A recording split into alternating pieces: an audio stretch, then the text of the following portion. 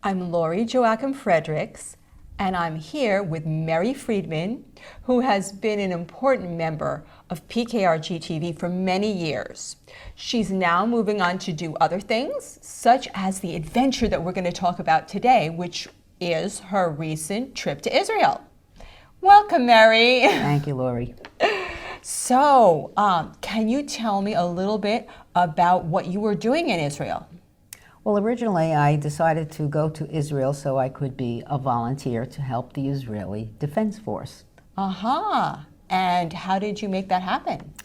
Well, it was a process. I had to apply. I had to go to my doctor and have a medical exam to be okayed, to make sure there was nothing crazy wrong with me and that I could pick up 20 pounds and I could work on an army base. And that I passed that, and I just sent in my application with all the information, and I was accepted. So then I planned, before I got to the base, that I would spend 9 days in Israel, and I would do some touring on my own. Okay, so you kind of combined the cultural trip and the vacation with doing something really important. Exactly. I think it's really great to understand the culture of a country that you're visiting rather than just going on tours and doing the prepackaged stuff. So as long as you're going that far, you might as well absolutely get to see some things, right? Yes. Right. And I did. And how did you know that you could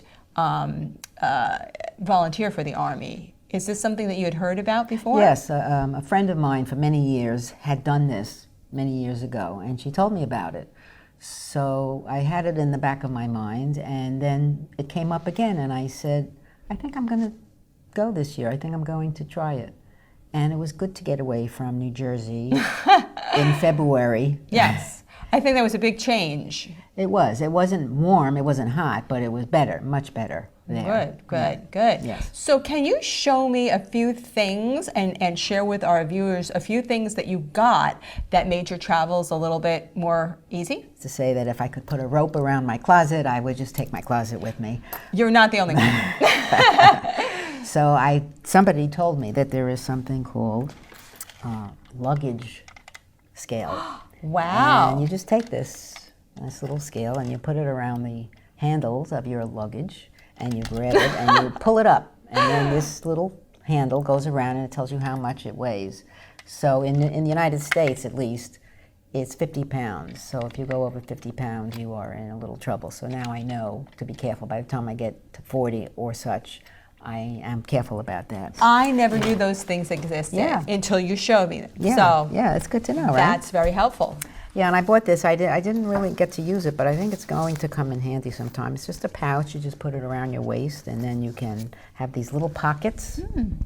You can put credit cards. You can put your cell phone in there and put it on your waist. And see, I put it inside and hide it. Yeah. It's a money belt. Those are very helpful. So that's good to have. Anything else? Oh, I had this. Right? Ooh, so this is fun. Show us. Somebody told me I might not get a pillow or bedding when I get to the base. So I said, let me just go out and buy a pillow. This is a nice little pillow. You put it on the plane, and you can put it over your luggage handle as you're walking. But if you get somewhere and you don't have a pillow, you can use this, and you just open it up, and there's your pillow. All right. But there were pillows where you went. It turned out that there were pillows, there was bedding, and we were fine. Yeah, I couldn't live without a pillow myself. Helpful. So let me ask you a question. Obviously in Israel, a lot of people do speak English, but the main language is Hebrew. Did you have a knowledge of that before you left? I did try to do a little studying on the internet of Hebrew and the Hebrew language and the alphabet, and I learned a few things. And in fact, I was walking down a street one day and I saw it's backwards. It goes from right to left.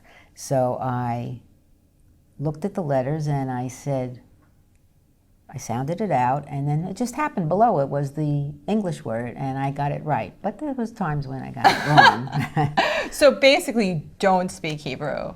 I don't speak Hebrew. Did you study it? I studied a little bit online, and I did a little. But not as a kid or anything. No. Right. But a lot of people there speak both.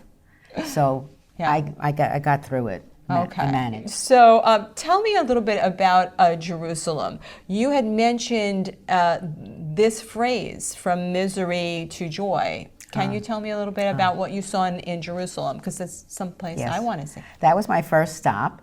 And the second night I was there, I had gotten signed up to go to what was called a light show. And they project this story on the buildings through light. And it was in the old city at the Tower of David. And it happened that when I got there, it was on the cold side. Jerusalem is kind of cold, especially in the winter, very cold. And the second night that I was there, when I went to this show, it was very cold.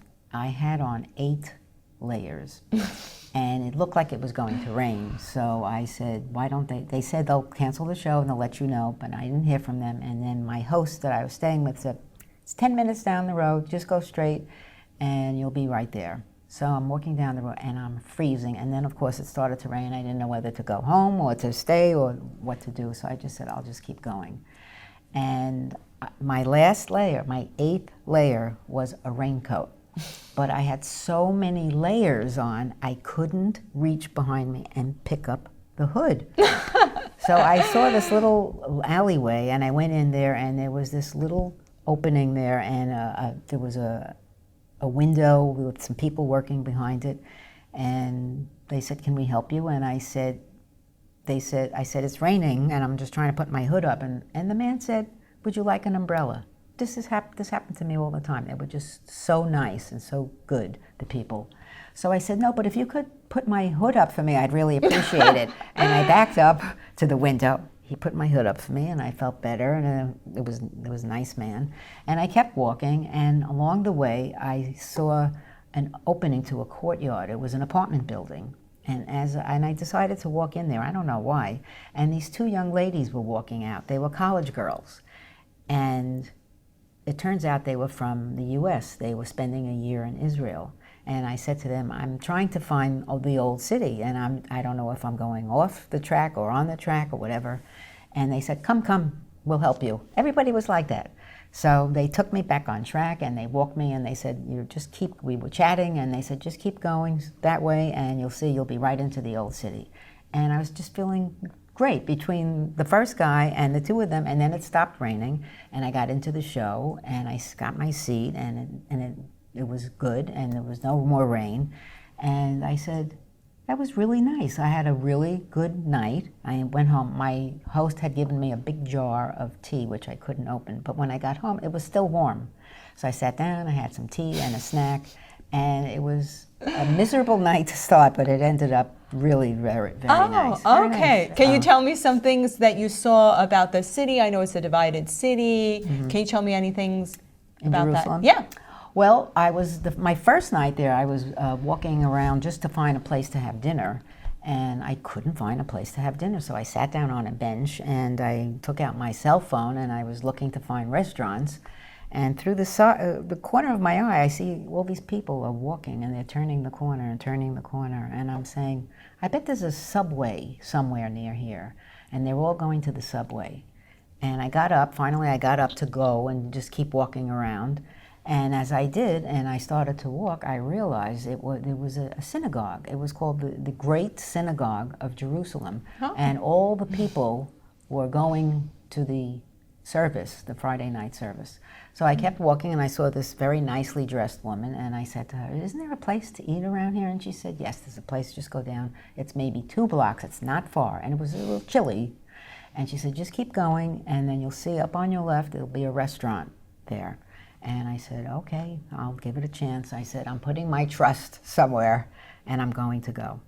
And I just kept walking. I thanked her, and I kept walking, and a couple of streets later, I looked up, and there was the restaurant, and I went in, and I said, all I want is to have a bowl of hot soup and a nice vegetarian dish. And they had the most delicious lentil soup, and, nice. And I had an eggplant dish and my soup, and I was warm, and it was just lovely. Wow, so another experience that you had nice. There about comfort. And good. A nice person. I just put my trust in her. But this brings up an interesting question that I have particularly, which I know that you're a vegan. Yes. And I also know a few things about kashrut, which is the word that we use about being kosher and the system. So I know that a lot of people who are kosher go to vegetarian restaurants because they're kind of neutral. They're not milk or meat, right? So tell me, what is it like for a vegan, particularly? What is the scene like to get food in Israel, being a vegan? Is it easier, harder? Well, when I was in Tel Aviv has one of the best vegan places in the world. And there were some very nice restaurants there. In fact, when we went there on our second weekend off from the Army, I went in there and I asked a couple of people if they would like to come with me and try it. And since they were wonderful, open-minded people, 2 people came with me to the first, it was like the 3rd restaurant already that I had gone to. And they loved it. Wow. I mean, you can't be in business with a restaurant like that and not have really good food. Obviously. So they loved it. And then the night after that, I said, I'm going to another restaurant tomorrow night. Would you guys like to try it? And they said yes. And they brought another person with them, and she loved it too. So the 4 of us had another wonderful meal. So Tel Aviv, no problem. Jerusalem, maybe a little harder. Okay, I would expect that it wouldn't be, because some of my favorite vegetarian foods, I'm not a vegetarian, but I love vegetarian foods. Some of my favorite foods are, like, that are Middle Eastern, such as hummus, right? Which is, and they make hummus. Exactly. Yes. And baba ganoush and other eggplant things that you just mentioned. Yes. All of those are very Israeli, and they're also very vegetarian. That's true, yes. If you go to the Mediterranean restaurants, you will always find something, because they have the eggplant and the hummus, Because when I knew you were going there, falafel. Exactly. Yes. Now you're making me hungry. Yeah. But I knew when you were going there that you wouldn't starve. No. I did all definitely, right. I bet you did, right. So can you tell me about some of the sites that you saw in Israel? Okay. Can you name a few that other people who are going there shouldn't miss?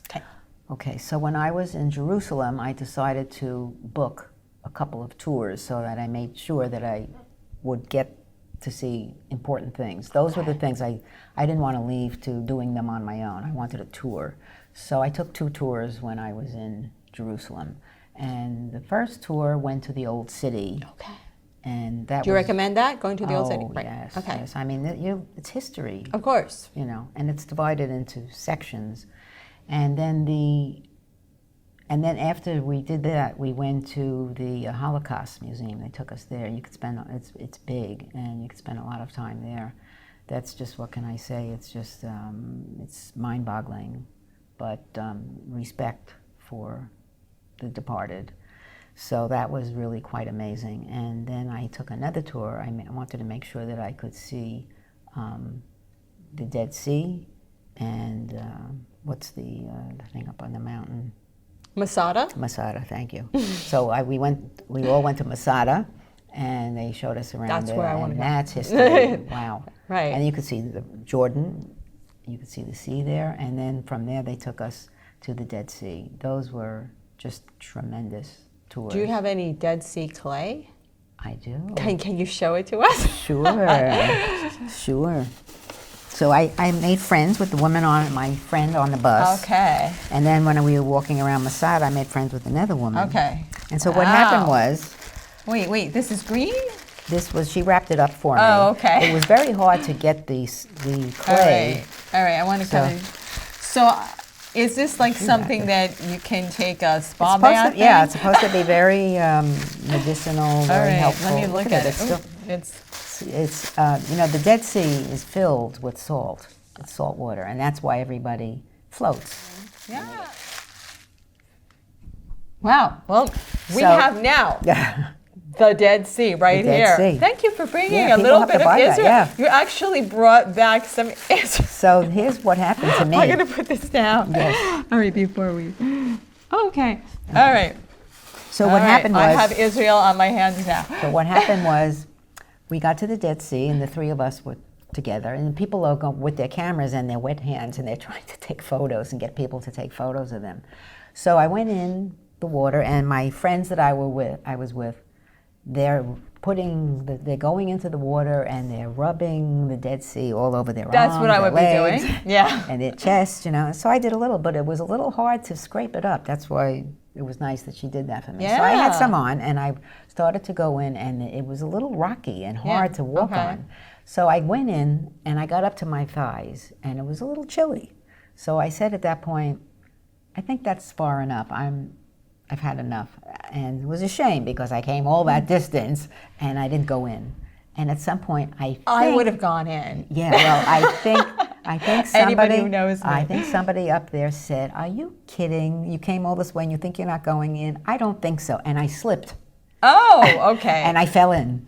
That was me in my witchcraft area. I was like, I fell in, and I I'm almost went, "Thank you." Yeah, okay. And so there I was, and then I went on my back, and I was floating, and I was holding hands with my friend who was in the water, and the two of us were holding hands, and we were floating in the Dead Sea. So it was really great. That sounds like fun. And you mentioned something about the Bahai Gardens in Haifa. Can you tell me about that? Yes, when I was still in Jerusalem, when I finished my 6 days in Jerusalem, I decided to spend 3 days in Haifa. And so I took a bus and I went to Haifa because they had these beautiful Bahai gardens that it's just layer after layer after layer after layer, and gorgeous flowers and trees and shrubs and beautiful plantings. I think it was through a group, a religious sect that built this. Well, the Bahai are a religious sect. Yes. And that was what or it's called. Or a spiritual sect. And there's another one somewhere else in Israel. Okay. So I went there, and it was not such a sunny day, and they have tours. So I got there a little late for the English tour, so I wound up taking the Hebrew tour, which I did not understand, but it was. But you still got to see. I did get to see it. I did get to walk around. And absorb some Hebrew. Yes. Right. So now let's talk about the Army base. Okay. What was it like when you arrived there? When I arrived there, we all came on a bus. We all met at the airport, and they assigned us to different bases. And I had been warned through the person who helped me get through this, my ambassador through the organization, which is called SAR-L. And she said to me, you could be on any base and it could have bathrooms and showers that are shared by the men and the women, and somebody has to stand by the door, or you can have no heat. And I got there and they said, "You guys are on a good base." Oh, wow. Where we went to what they call a medical base, where they handle all the medicines, all the drugs that go through Israel, where they're sorted out and taken care of by the Army. So they put me in a room with a woman about my age. She was from Canada. Okay. And she was English speaker. Yes, very, very nice woman. We got along very well. It's always good to get a good roommate. The only problem was she snored a little. Oh, well, nothing. But it was not bad. It could be worse. But she was a very nice lady. Okay. Yeah. Right. So tell me about how it worked. I understand that you could only be there certain days. Yes. Well, our schedule was that we got up, but we had to go into the dining room at about 7:15. And somewhere between 7 and 7:15, that was our breakfast. And then about 7:45, we had to be outside for the flag raising. Every morning they had somebody raise the flag. Okay. And they chose somebody. And that person would raise the flag, and then they would salute the Israeli flag. And then, of course. And then we would sing, and then they would do some type of maneuvers. And we had these 3 young ladies. At first it was 2, and then it was 3. They're called madrika. Each one is a madrika, and plural is madrikot. And they were lovely 19-year-old young ladies, and we had the best time with them. We're just lovely. Nice. And they were in their army uniforms, because in Israel you must sign up for 2 years. That's right. Everybody in Israel, men, women, young men, young women. Yeah, and then after we did the pledge, we would sing the Israeli national anthem. Nice. Hatikva. Yes. And I don't know the words, but I hummed along with I'll teach you them afterwards. Okay. And then afterwards, we would stand in a circle, and the madrikot would tell us all the news. They would tell us the world news. And then they would tell us what was going on in Israel. And so Did you ever get any scary news, like that there was some kind of incident or that there was danger? There was one incident down in that area that where it's Arabs, and there was a firing, and I think an Israeli soldier was injured. But that was the only one, and they were talking You about... lucked out. Yeah, yeah. They told us about they were launching a missile. I never got to Israel because every time I tried to go, a war broke out. Really? Yeah. And There's always a war breaking out. It was so safe when I was there. I loved it. That's right. And so that's one of the things I was going to ask you, because, I mean, a lot of times people are saying, oh, I'm going to go to Israel, it's so dangerous. But actually people go there and say, really, most of the time it's okay. Tell me, what's the one thing that you think is maybe a misconception about Israel that people have, that you, having gone there, that you can say it's different, or what's something you learned? Yeah, the friend of mine said, you think it's not safe? And when I got there, I don't know, maybe it's with the army and the soldiers, you go on Sunday, and then on Thursday, at least for us, Friday is the big thing in Israel. That starts, there's the Sabbath. Shabbat. That's right, Shabbat. And they start early, not sundown, but early in the day. So I think a lot of the soldiers leave the base and go home. So there's a lot of soldiers walking around and traveling around. And they have weapons on them. And everywhere I went, I saw soldiers with weapons, and I felt very safe. Okay. So you had some adventures or mishaps getting back to the base. Can you tell me a story that might be interesting? Yes. So the first weekend, we had to leave the base on Thursday, and then they take you on a bus, and they took us to those who wanted to go to a hostel, which is free. Oh, right, because you mentioned that you went to one in Tel Aviv. Yes. Yes, okay. Yes. So they took us to a hostel in Tel Aviv, and we stayed there for the weekend, and then on Sunday you have to make your way back to the station, the bus stop. So we went back to the bus stop, and they took us on a tour of this. It was called the Hall of Remembrance, and that hall is this beautiful. It was a beautifully planned structure that had little white bricks, and they were intertwined with each one of another, and they had the name inscribed on each brick of the name of each Israeli soldier who fell in the line of duty, going back to the very, very first. And it's a lot of bricks. It was a lot of bricks, and in Hebrew was their name, and next to each brick was a little electronic flame that they lit up on the anniversary of that person's falling. So they took us on the bus, and I had been very tired, unfortunately, because I was trying to do my blog, and I was having a hard time doing it. So I was staying up late every night, and I was really trying to keep my eyes open. So anyhow, they took us back, and we stopped off at a place. I go inside the building. It's Elvis. Everything is Elvis. It had Elvis statues, Elvis memorabilia. It was like the last thing I expected to see. But it was fun. So we get back on the bus, and we go back to the base, and I'm sitting in the back, and I must have fallen asleep, and I wake up, and I look around. There's nobody on the bus. It's just me. And I'm like, whoa. I get up, and I run to the front of the bus, and I'm like, whoa. And the bus driver's like, he didn't expect somebody to get up. He thought everybody was gone. So he said, I'll take you back. I didn't know where we were. Right. So apparently everybody left the bus, didn't notice I was not there. They took my bag. They knew my bag. They took it up to my room, and they planted my bag in front of my room. And he took me back. I got off the bus, and everybody that I saw that day, the rest of the day, I said, thanks for not noticing that I didn't get off the bus. So can you tell me a little bit more about what you accomplished on the Army base? Sure. They had various stations in the Army base, and we all got assigned to different stations. For example, one station had big medical kits that folded over. They were tremendous, and people had to load them up, take things out, load things on. And I was working with another young lady, and she and I were working with the drugs, and we had to, I think Israel the army base that we were on has all the drugs in the country and sorts them all out and distributes them.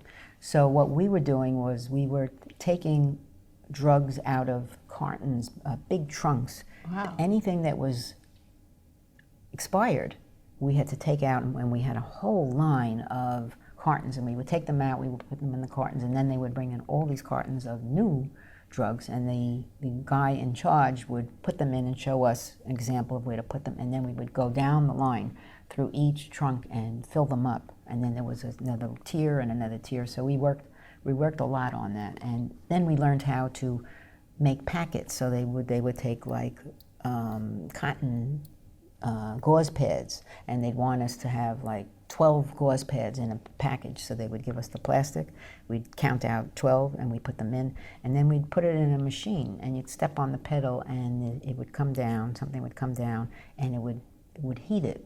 And the heat would cause it to melt a little, and then it would cause a seal. Okay. So it was fun. So we made a whole bunch of packets like that. Right. We did a lot of Were things. you working with just other volunteers, or were you also working with actual Israeli army soldiers? Both. Actually, there were times when we worked with some of our own volunteers. Sometimes we just worked the two of us. And then sometimes their army people would work along with us. So then there was a whole bunch of us working in one area.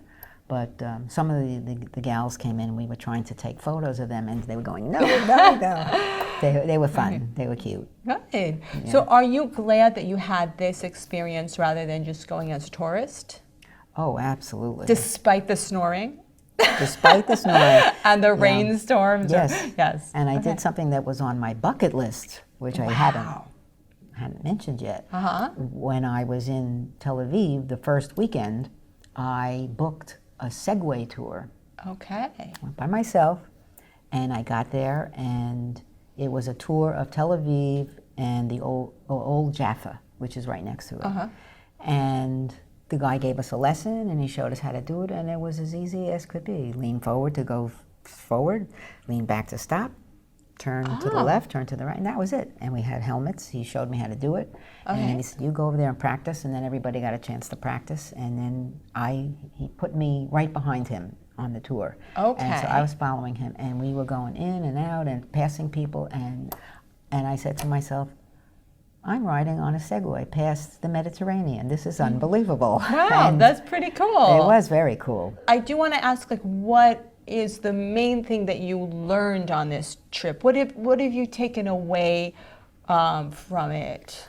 I would say that based on my experience with the men who were so kind, I had a big bag, and every time I went somewhere and there was stairs or something, and I didn't ask for help, I didn't need it, I knew I could push my bag downstairs, I could pull it upstairs, a little slow, but I could do it. But every time I went near stairs, a man appeared.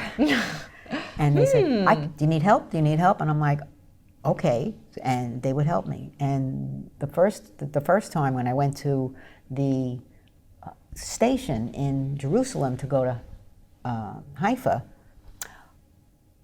I was trying to find a place to get my card where you use the travel card, and I didn't know where to go. So it took me 5 people to get an English-speaking person. So they were all speaking Hebrew, and they didn't understand me. So this tall young man stops, and he says, I said to him, do you know where I go to get the card? And he said, yes, come, we'll go up the escalator. And I had this big bag, and I was very afraid to go on the escalator. So he went with me on the elevator. He went up to the desk with me. He got me my card. He said, I'll take your bag. He walked me down. He took me down in the elevator. He went to the bus with me. He put my bag on the bus. He talked to the driver like I was his mother, or his grandmother. And then he said he was going to leave, and I was so touched. So that's so nice. I reached into my bag, and there's a market there in Jerusalem that's amazing. It's like you're back in time. I think it's the Mahane Yehuda market. Okay. And I bought a lot of goodies there. Wow. And I said, can I give you this? They were sweets. And he said, I'm sorry, I can't eat sweets. So I said, well, please tell your mother that she raised a really good son. And this happened all the time. So I would say my experience there and my takeaway there is people are inherently kind. They really are. That's nice. They really are. That's nice, because sometimes, people say in cities like New York or and stuff like that, that people aren't so kind. But that's wonderful that you had that good experience. And I got in the car with strangers, which they expressly prohibited us to do. Right. Well, don't try this on your own. Well, do not try to get in cars with strangers just because Meri got away with it. Yes. Well, it's been lovely speaking with you. Thank I you. want to thank you for all the things that you've done for PKRG over all the years, and for sharing your experience in Israel, and you've inspired me to go visit there. I've been inspired, but now I'm extra inspired. Yes. And the program is you can go for 1 week, 2 weeks, or 3 weeks. So yeah. Well, I don't know if I'll go on an army base, but I don't know. But do something else. Yeah, exactly. Anyway, lovely speaking with you, and Thank you so much. It was great. Thank you.